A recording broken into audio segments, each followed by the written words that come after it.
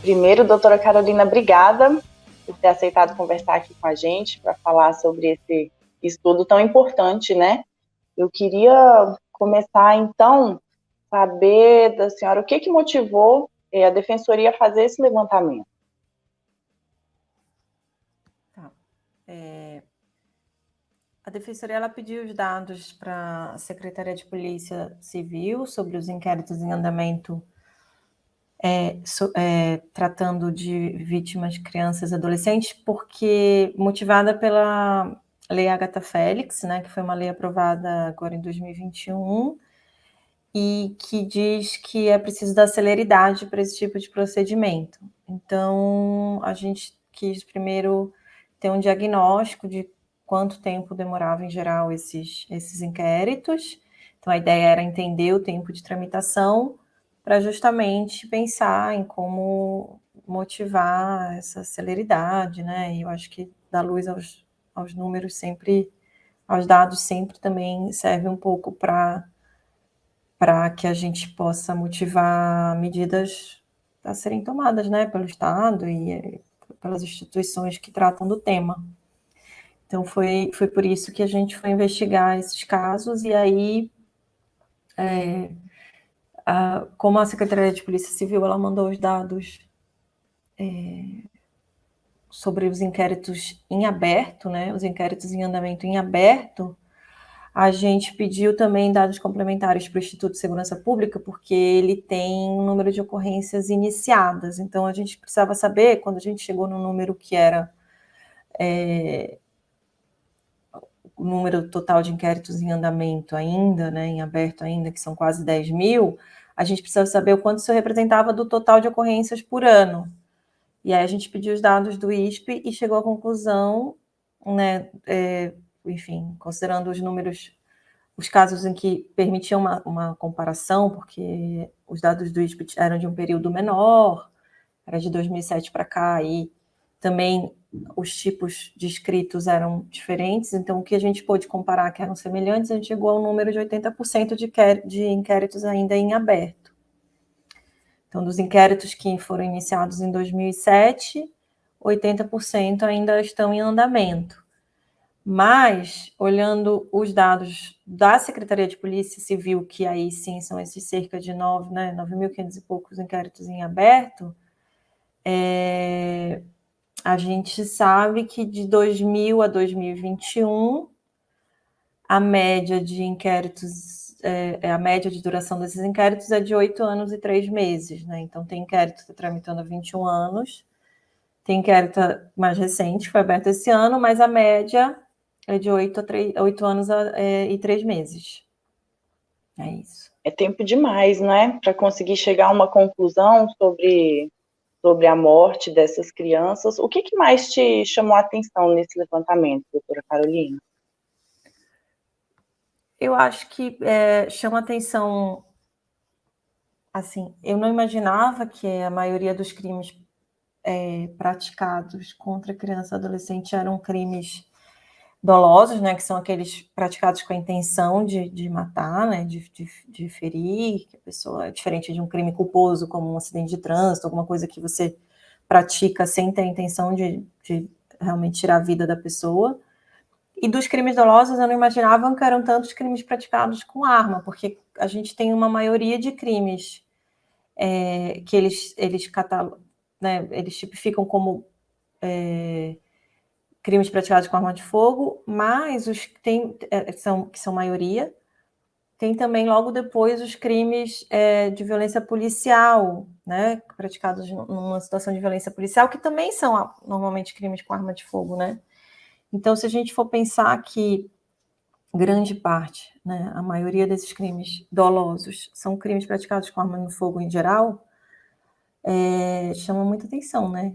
Porque acho que se você está, na verdade, identificando que as nossas crianças e adolescentes estão morrendo por arma de fogo, né?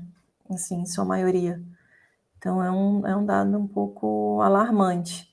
Eu acho que isso combina bem com o perfil mesmo dessas vítimas, né? Porque a gente tem, a maioria das vítimas são negras, o local da ocorrência do crime é na via pública, em geral, e os bairros de ocorrência são bairros mais pobres da cidade, né? Então, eu acho que está muito relacionado e também a gente identificou que a maioria, a faixa etária mais atingida é de 12 a 16 anos, né? Então, a gente acaba olhando para todos esses números e podendo concluir que são crianças, adolescentes que estão mais expostos, indo para a rua, numa situação de violência urbana mesmo, né? De exposição a uma realidade do entorno social que é muito, muito dura, né? Para um período de vida que ainda é muito incipiente, né? Não era para já. Então, assim, é importante até pensar nesses dados, assim, para que eles sirvam um pouco também para pensar em políticas públicas mesmo, para esse público, né? Enfim. Esse perfil que a senhora mencionou, a maioria são meninos também? Ou não conseguiu identificar isso no estudo? Sim, não foi possível identificar isso, não vinha discriminado. A gente teria que identificar, não tinha essa informação disponibilizada, não. Os dados do Instituto de Segurança Pública são um pouco mais completos sobre o perfil da vítima, né? Mas aí são dados sobre cor de pele, local da ocorrência, aí tem uma informação sobre profissão, que acaba não sendo muito relevante para essa faixa etária, né? Porque acaba que a maioria é estudante mesmo. Tem uma informação sobre a relação de proximidade, né, da vítima e do autor. Então, muitos crimes praticados por pessoas da família, familiares, assim, pessoas próximas, mas também é um dado que tem muitos casos sem informação. E sobre o lugar da ocorrência mesmo, né? Então, assim, são os dados que estavam disponíveis nessa planilha do ISP. Os dados da Secretaria de Polícia Civil eram um pouco menos sobre esse perfil específico da vítima e mais sobre a ocorrência, né? Mas, assim, deu para fazer esse cruzamento e ver esse perfil também. Dá para a gente fazer esse paralelo, assim, então, de ser, apesar de não ter o sexo, essas ocorrências remetem muito a essa questão, né, de extermínio de população negra, pobre, dá para chegar nessa conclusão, assim, a partir desses dados, apesar de não ter o sexo, né, porque a gente já pensa logo também na questão de encarceramento e de mortes no geral, né, são pessoas pobres e negras, mas o perfil geralmente são os homens, né, a maior parte. Então, é possível a gente também fazer esse paralelo, né. Sim. E assim, o que é possível, o que é preciso fazer para reduzir tanto esse tempo de espera, como também esses crimes, né? Porque eles poderiam ter sido, de alguma forma, evitados, já que não foram questão de acidente de trânsito, como a senhora tinha citado, algumas outras ocorrências, né? Que numa faixa etária mais nova, acho que de 5 a 9 anos, se não me engano, a maior parte das mortes das crianças em decorrência de acidente de trânsito, alguma coisa relacionada, né? Mas quando ficam um pouquinho maiores, já é arma de fogo e teve essa intenção de cometer o crime. Então, tem as duas pontas, tanto esse tempo, essa estrutura para conseguir chegar nos autores desses crimes e, enfim, conseguir abrir um processo mesmo para que eles sejam julgados e possam responder, e, por outro lado, também essa questão das políticas públicas para evitar esse tipo de crime, né? Como que é possível, assim, resolver essa equação? Como é que a senhora vê pela perspectiva de defensora, né? Na verdade, assim, eu acho que, do ponto de vista, são duas coisas diferentes, né? Uma do ponto de vista, assim, a gente identificando quais são os crimes que têm mais frequência, como você mesmo disse, numa determinada faixa etária com arma de fogo e numa outra de acidente de trânsito, é claro que a gente começa a pensar em políticas públicas que podem ser tomadas aí, mas aí envolvendo esferas mais, enfim, várias esferas e atuação de várias instituições públicas, claro, e também privadas, mas assim, de estabelecer políticas públicas de conscientização aí, eu acho que, né, daí passa por a questão de armamento, questão de conscientização de políticas de trânsito, enfim, tem várias coisas que a gente pode pensar que já foram feitas, outras que ainda não foram feitas, mas que demandam, claro, uma coisa mais a longo prazo. A outra coisa é entender esses inquéritos, né? Na medida que o estrago está feito, né? A gente tem ali a investigação agora do que aconteceu. E aí, infelizmente, os dados, eles não... O ideal seria que a gente pudesse olhar assim, a tramitação dos inquéritos por onde passou, né? A planilha da Secretaria de Polícia Civil, ela só diz em que ponto o inquérito está, né? Então, ela fala, olha, agora tá... Porque o inquérito, ele tem uma tramitação que ele tem que observar ali, um prazo para ser encerrado. Se ele não encerrar naquele prazo, o delegado pede mais prazo para o Ministério Público. Às vezes isso tem que também... às vezes ele está com o judiciário porque precisa pedir alguma medida cautelar, alguma coisa que o juiz tem que autorizar, mesmo na fase de investigação, que ainda não é um processo. E aí, por isso,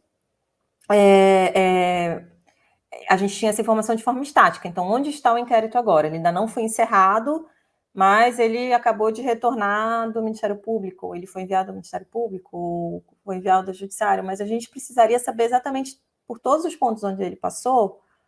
Se a gente pudesse olhar isso de forma transversal, né, por cada inquérito, por onde passou, a gente conseguiria identificar os gargalos. Quer dizer, por que demora tanto? Porque a gente tem que pensar que ainda é uma investigação, depois ainda vem um processo criminal, se isso resultar numa denúncia, né, do Ministério Público. Então, pelo menos 8 anos ali, em média, que famílias estão sem resposta sobre... Então, na medida que o estrago foi feito, o que está travando? Por que não anda? Por que essas famílias não têm uma resposta sobre o que aconteceu? Seria preciso, claro, olhar esses inquéritos mais a fundo para entender isso, mas assim, também é algo importante, né, que seria importante ser feito. O que trava? Por que esse inquérito não anda? Né?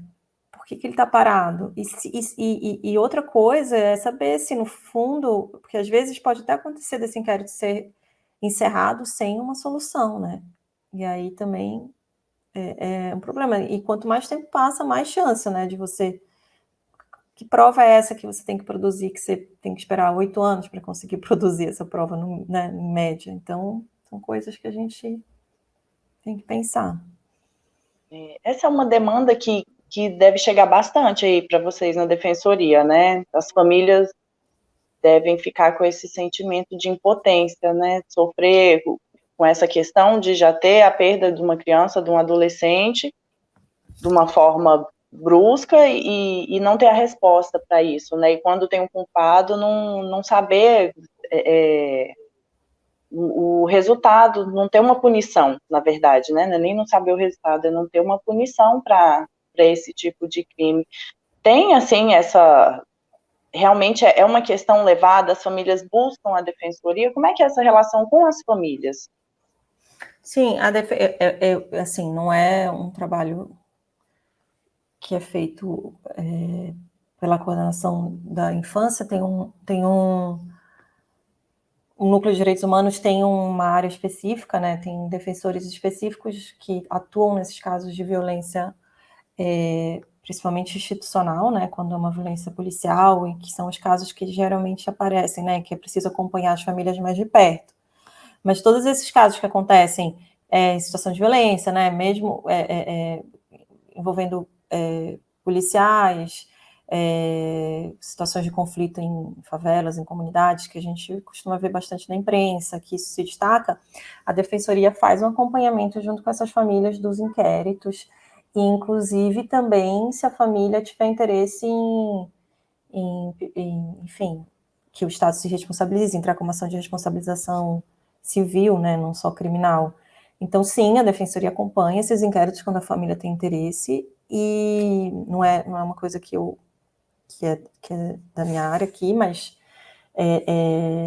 tem defensores que atuam nisso e fazem um trabalho junto com essas famílias, mas é uma angústia muito grande, porque mesmo esses casos que a defensoria está junto e que a família é muito atuante, né, e tem muitos que ainda seguem sem resposta. Tem alguma coisa assim que eu não perguntei que você acha importante destacar, doutora Carolina? Acho que não, acho que falamos de Os tudo. principais pontos. Eu estou E falando vem já cá, alguns será dias da que pesquisa, às vezes eu até fico meio perdida, mas eu acho que é isso, eu sim. faço ideia? É porque é um Uhum. dado muito alarmante, né? São muitos inquéritos e ele realmente comprova esse sentimento, né? De que as coisas não caminham. E aí, com esses dados das principais mortes serem de pessoas morarem em lugares mais periféricos, então isso comprova que realmente parece esse sentimento de que a justiça é mais rápida, não a justiça apenas, né, mas o inquérito, o trato, ele é mais rápido dependendo da posição social da pessoa, né, isso dá uma angústia muito grande, esse sentimento de impotência. Sim, Muito qualquer coisa. obrigada, até a próxima. Até a próxima.